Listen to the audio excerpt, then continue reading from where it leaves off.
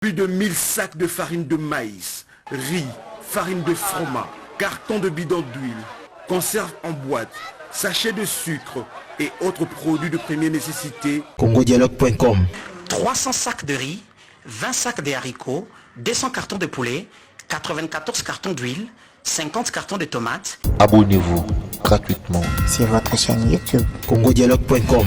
Abonnez-vous gratuitement sur votre chaîne YouTube. congodialogue.com. 2. Point d'information. 3. Approbation de relevé des décisions du Conseil des ministres. 4.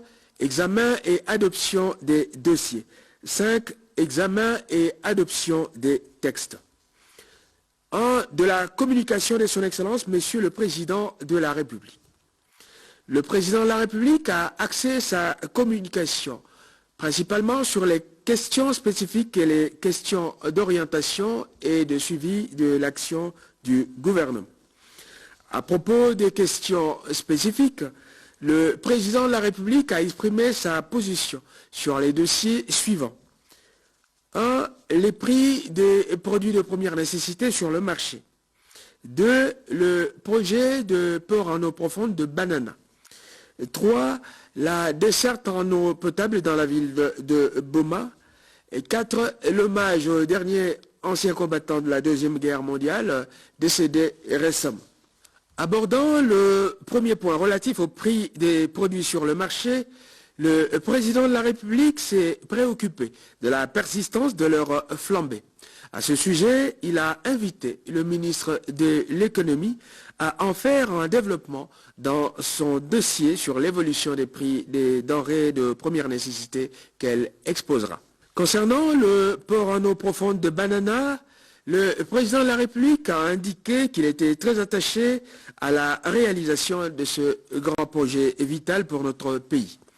Le chef de l'État a demandé au vice-premier ministre en charge des ITPR et au ministre des Transports et Voies et Communications de venir faire un état des lieux sur la question à la prochaine réunion du Conseil des ministres. Abordant le problème de la desserte en eau potable de la ville de Boma, le chef de l'État a marqué sa préoccupation sur les conditions de vie de nos compatriotes habitant cette partie de la République qui ne sont plus approvisionnés en eau potable depuis longtemps. Il a invité les ministres sectoriels compétents à prendre toutes les dispositions pour permettre l'accès à l'eau potable à cette population qui souffre énormément au risque d'être exposée à d'autres formes de maladies.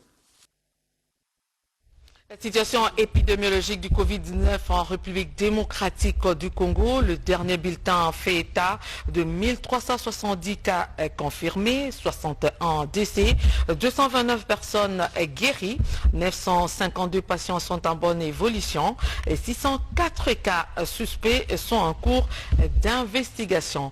Nous l'avons dit en titre, nous prenons la direction du Nord Kivu. Des chercheurs congolais ont trouvé un produit contre des problèmes respiratoires d'origine virale. Ils l'ont présenté au chef de l'exécutif provincial. La flambée des cas positifs du coronavirus en RDC ne laisse pas indifférents les dignes filles et fils du pays. Au Nord Kivu, un groupe de chercheurs du laboratoire Adieu la gloire internationale vient de rendre disponible un produit fruit d'une recherche médicinale pour soigner les problèmes respiratoires d'origine virale et qui pourrait aider à la prise en charge des patients atteints de Covid-19. Présenté à l'autorité provinciale du Nord Kivu, l'instigateur principal de ce produit, le docteur Germain Kakule Kitoko, plaide pour sa standardisation, son évaluation à différents niveaux, passant par les essais cliniques jusqu'à son approbation. Nous avons un souhait qui est tellement d'ultime importance, c'est celui de mettre à la disposition, notamment le ministre en charge de la Santé, et pourquoi pas le chef de l'État, son Excellence Antoine Félix Tshisekedi, pour qu'il soit au courant de ces résultats des recherches de notre laboratoire et puis l'accompagne, qu'il s'approprie même ces produits parce qu'il fera la fierté même de notre République. Ce groupe de chercheurs sollicite auprès du ministre national de la Santé et même à la présidence une audience pour la présentation de ce produit dénommé Covigonum afin de sauver les vies humaines de la population congolaise. Du matériel sanitaire pour 5 hôpitaux de la capitale, ce don du gouvernement américain a été réceptionné par le ministre de la Santé, Eteni Longondo. Reportage signé Lopez Kakuba. Le ministre de la Santé publique, le docteur Eteni Longondo, accompagné de son vice-ministre Albert Petit et la ministre provinciale de la Santé de Kinshasa, Madame Bernadette Panzou, sont descendus ce samedi 16 mai 2020 à l'hôpital Saint-Joseph de Limete, où l'ambassadeur Mike Hammer des États-Unis a remis un don de matériel sanitaire pour la lutte contre le coronavirus. Le ministre de la Santé, le docteur Eteni, qui a reçu ce don au nom du gouvernement, a remercié l'ambassadeur et ce dernier lui a demandé de les utiliser en bon père des familles. Notre but est de sauver des vies. Cet appel exprimait notre appui à la lutte de la RDC contre le Covid-19 et aussi continue la lutte contre l'Ebola dans l'Est. Il s'est de rappeler que ces dons concernent 5 hôpitaux de Kinshasa, à savoir Saint-Joseph, Monkole, Sino-Congolais d'Enjili, Kinkole, ainsi que Vijana de Lingwala. Pour sa part, le ministre de la Santé, le docteur Eteni Longondo, a remercié les États-Unis pour ces gestes posés. Je voudrais d'abord ici commencer par remercier les États-Unis à travers son ambassade au Congo pour le don qu'ils font au gouvernement congolais. Je peux confirmer aujourd'hui que les États-Unis sont parmi les pays les plus grands partenaires du Congo, spécialement dans le secteur de santé, avec leurs contributions et leurs appuis dans la lutte contre les différentes maladies et contre les épidémies. Par la même occasion, le ministre de la Santé a, au nom du gouvernement de la République, payé des factures pour des malades en difficulté à l'hôpital Saint-Joseph. Et aussi, ces malades ont prouvé leur gratitude à l'endroit du chef de l'État, Félix-Antoine Tshisekedi, et du gouvernement. Réunion extraordinaire des experts de pays membres du marché commun de l'Afrique orientale et australe. Ces experts visent la mise en place des stratégies de lutte contre la maladie à coronavirus, mais aussi la libre circulation de personnes et de leurs biens dans la région. Serge Mata, en reportage. Cette réunion des délégués du comité intergouvernemental du marché commun de l'Afrique orientale et australe a eu lieu en vidéoconférence. Il a été question d'examiner un ensemble de directives régionales permettant une approche coordonnée dans la lutte contre la pandémie actuelle du coronavirus, Covid-19, une pandémie qui a plongé l'économie mondiale dans la récession et qui a négativement affecté et touché profondément les marchés communs de l'Afrique orientale et australe. Les délégués des pays membres du COMESA se sont par ailleurs engagés à travailler ensemble pour faire face au Covid-19.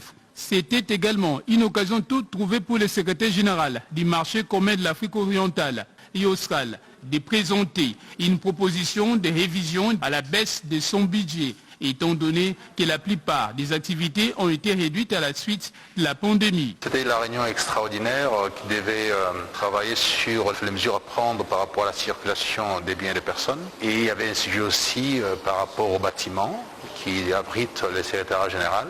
Nous avons décidé non seulement de poser les discussions par rapport au bâtiment parce qu'il faut un certain nombre d'études sur l'impact par rapport au budget du COMESA, dans la mesure où d'ailleurs les contributions ont été revues à la baisse à hauteur de 10%. Nous sommes quasiment en période de récession actuellement. Les recettes ont largement diminué. Ont pris une part active à ces conseils des ministres extraordinaires des États membres du marché commun de l'Afrique orientale et australe. Les ministres d'État, ministres de la coopération internationale, intégration régionale et francophonie, Maître Pépin Guillaume, Monjolo, les ministres du commerce extérieur, Jean-Lucien Boussa, les vice-ministres de l'économie nationale, les vice-ministres des finances, les vice-ministres des transports et voies de communication, ainsi que les vice-ministres de la santé publique. Des volontaires sécuristes à l'école de formation, ils vont apprendre des techniques pour mieux sensibiliser la population à lutter contre le Covid-19. Jolie Kitoumoua et Simon Kakolongo Wamunyakese ont signé ce reportage. Deux principales raisons justifient la tenue de cette session de formation niveau 2 en sécurisme. Primo, le renforcement des capacités des volontaires sécuristes bénéficiaires de la formation niveau 1 en sécurisme. Ainsi, pour parachever leur formation en sécurisme, certaines notions complémentaires se sont avérées importantes. Segundo, contextualiser cette session en intégrant les mécanismes et les stratégies efficaces susceptibles de contribuer à la riposte contre la pandémie du coronavirus qui gagne du terrain en RDC. Et pendant le lancement officiel de cette formation, le président national de la Croix-Rouge RDC a souligné la détermination de son institution de rendre les volontaires sécuristes constamment opérationnels. La formation que nous donnons, c'est pour renforcer la capacité des volontaires de la République démocratique du Congo d'être plus opérationnels qu'ils le sont maintenant. C'est pour cela qu'avec les changements des événements actuels, nous sommes obligés aussi de changer les méthodes de formation. Il faut recycler les gens, il faut leur donner d'autres méthodes de sensibilisation. Nous sommes en opération, nous devons sensibiliser les volontaires en leur donnant d'autres matières pour qu'ils agissent comme il faut. Comme j'ai inauguré ici, partout là-bas, il y a aussi des formations, l'organisation, mais on commence d'abord par Kinshasa. C'est Kinshasa qui est attaqué, les besoins est beaucoup concentrés à Kinshasa et ailleurs. Nous allons descendre dès que nous terminons avec... Selon les programmes prévus, cette session de formation s'étendra sur l'ensemble du territoire national pour une durée de 3 mois. Et puis Covid-19, on en parle encore avec Caritas Congo qui est déterminé à éradiquer cette pandémie. Une campagne de sensibilisation et de mobilisation a débuté dans les grandes artères et les marchés dans la capitale congolaise. Et Jenny Dada Chabani nous en parle. Le Covid-19 décime la population mondiale. Actuellement, la République démocratique du Congo dénombre plus de 1000 cas notifiés et une soixantaine de décès. Cette maladie n'est pas une fatalité. On peut pourtant l'éviter par la sensibilisation de la population au strict respect des mesures de prévention et des gestes barrières. Dans la riposte contre cette pandémie, Caritas Congo, à travers sa structure diocésaine Caritas Développement Kinshasa, s'est joint à la lutte pilotée par l'équipe de riposte, ce qui justifie sa campagne de sensibilisation et de mobilisation communautaire. Les coups d'envoi de cette campagne étaient lancés par M. l'abbé Bienvenu Masunga par une messe. Ça n'est suivi une campagne motorisée partie de la 13e rue Limité en passant par le rond-point Victoire jusqu'à Kitambo Magasin. L'autre volet de la campagne est la sensibilisation de la communauté à travers la communication pour les changements de comportement et le respect strict des mesures barrières. C'est pour protéger la population et limiter la propagation de Covid-19 en République démocratique du Congo. Les relais communautaires, notamment les crieurs, sillonnent les quartiers de Kinshasa pour sensibiliser la population avec des lance-voix, avec comme point de chute les marchés de la capitale.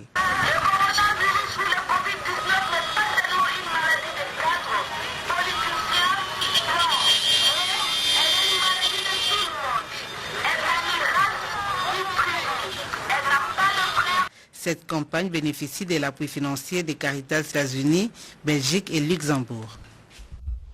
Le basketteur international de la NBA, je citais Bismack Biyongo à la rescousse de l'hôpital Mwangezi. L'hôpital Mwangezi, c'est dans le Haut-Katanga. Des lits, des chaises roulantes ainsi que des équipements sanitaires ont été réceptionnés par le chef de l'exécutif provincial qui encourage cette action salvatrice.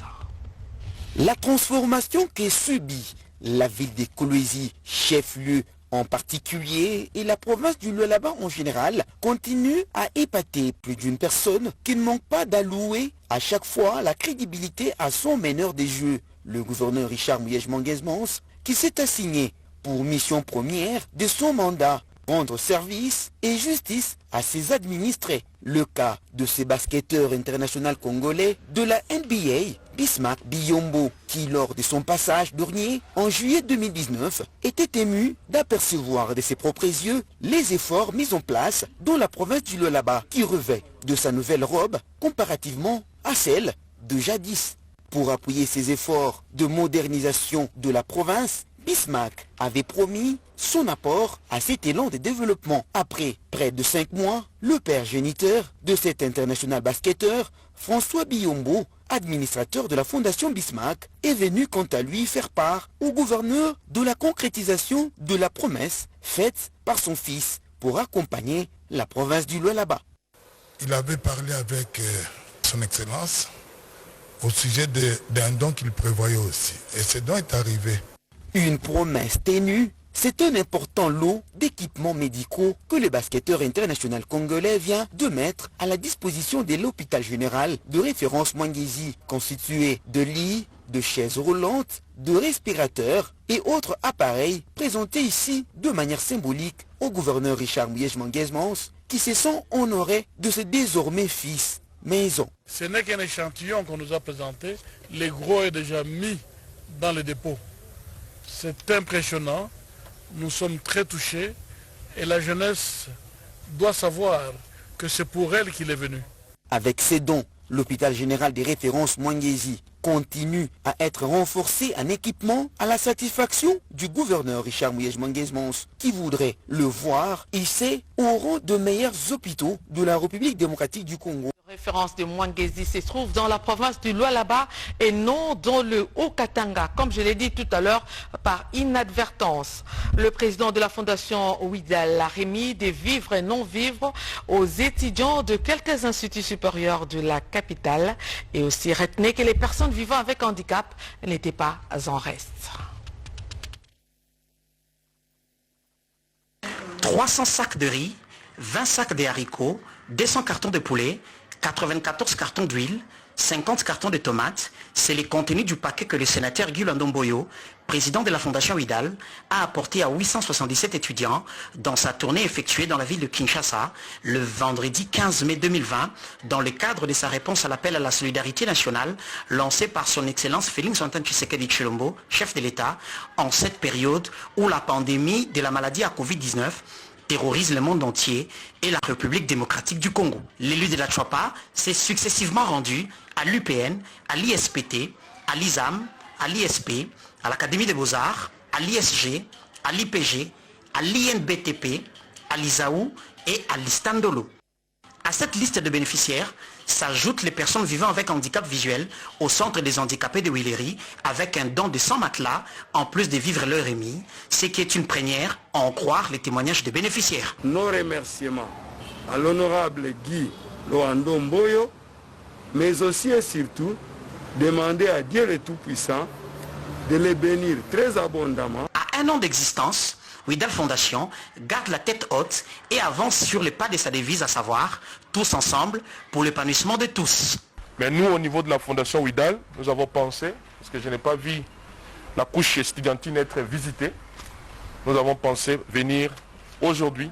La Fondation Ouidal va aller vers les étudiants pour compatir avec eux. Je suis conscient que c'est extrêmement difficile pour leur apporter pas grand-chose. D'abord, ces masques pour que vous puissiez vous rassurer que vous êtes protégés. Et un petit rien pour que pendant ces jours de confinement, nous pouvons au moins vous rassurer d'avoir de quoi mettre sous la dent.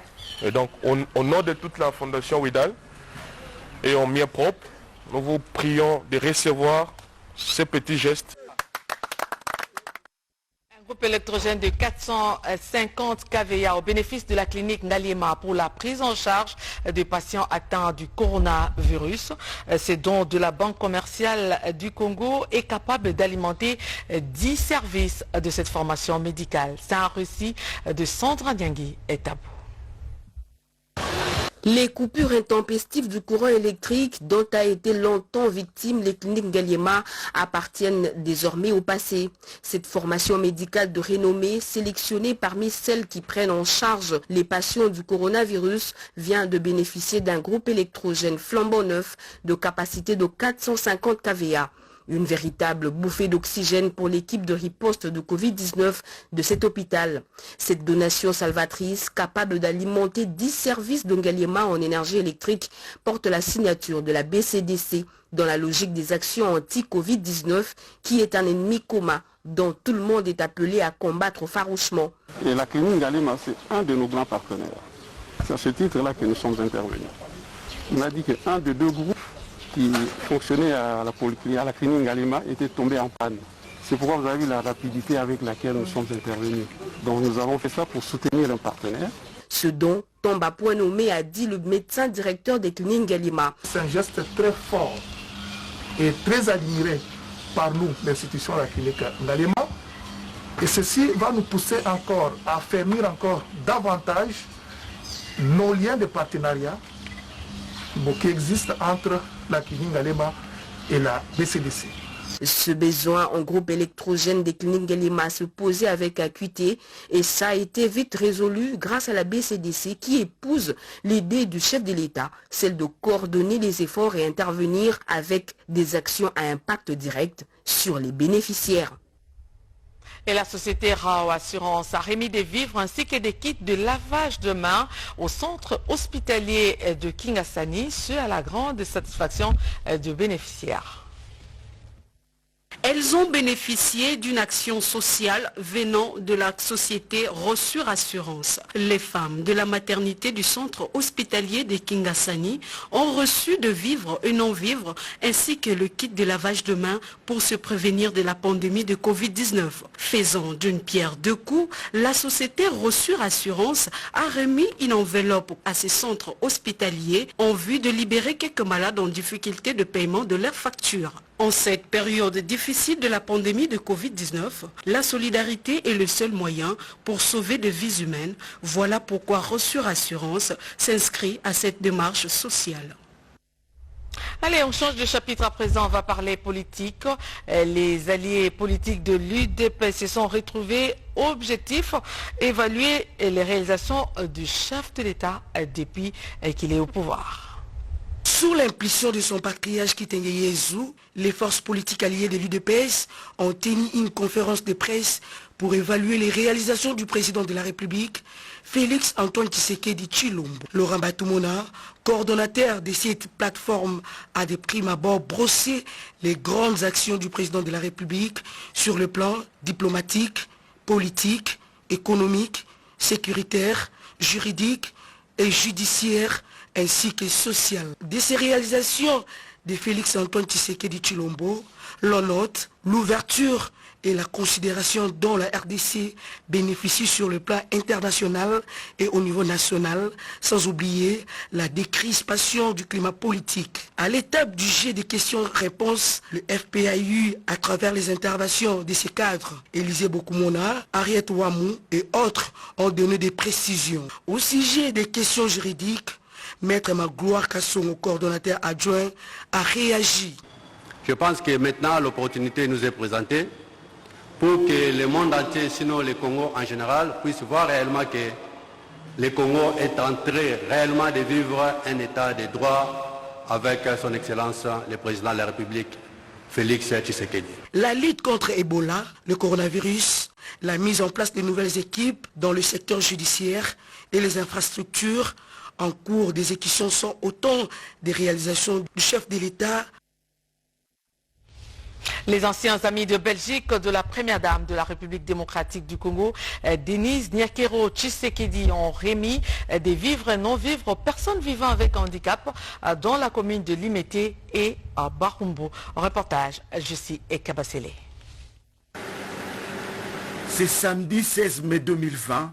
Les personnes vivant avec handicap ont été à l'honneur. Plus de 1000 sacs de farine de maïs, riz, farine de froment, cartons de bidons d'huile, conserves en boîte, sachets de sucre et autres produits de première nécessité. Telle est la moisson récoltée par les anciens amis de Belgique de Denise Nyakero Tshisekedi, réunis au sein de Action Denise Tshilombo. À l'occasion de la première action de ces mouvements, les personnes vivant avec handicap de la commune de Limete, quartier Funa et Barumbu qui ont bénéficié de l'attention de la première dame Denise Nyakero Tshisekedi à travers ses amis de la Belgique.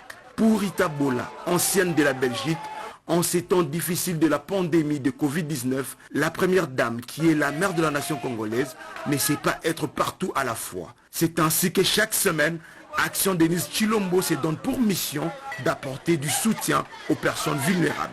Les membres de l'ADT sont là pour l'action de Madame la Première Dame, donc Denise Tshisekedi Tshilombo Nyakero. C'est tout simplement, nous ne sommes que ses mains. avec elle, son esprit, son état d'esprit, son grand cœur, en tant que corps médical. Ayant vécu avec elle en Belgique, nous sommes là. Ses bras, elle nous a donné pour venir donner aux personnes vivant avec handicap. Il y a encore des activités à projeter à l'avenir. Ça dépend d'elle. Je sais qu'il y en aura beaucoup et on aura toujours le temps d'y participer, malgré nos multiples occupations. Je vous remercie. Action Denis Chilombo est un mouvement ponctuel des anciens de la Belgique qui se donne pour mission de poser des actions en faveur de personnes vulnérables afin de soutenir la vision de la première dame Denise Nyakeru Tshisekedi Chilombo. Mesdames et messieurs, nous sommes arrivés à la fin de ce journal. Abonnez-vous gratuitement sur votre chaîne YouTube congodialogue.com. Abonnez-vous gratuitement sur votre chaîne YouTube congodialogue.com.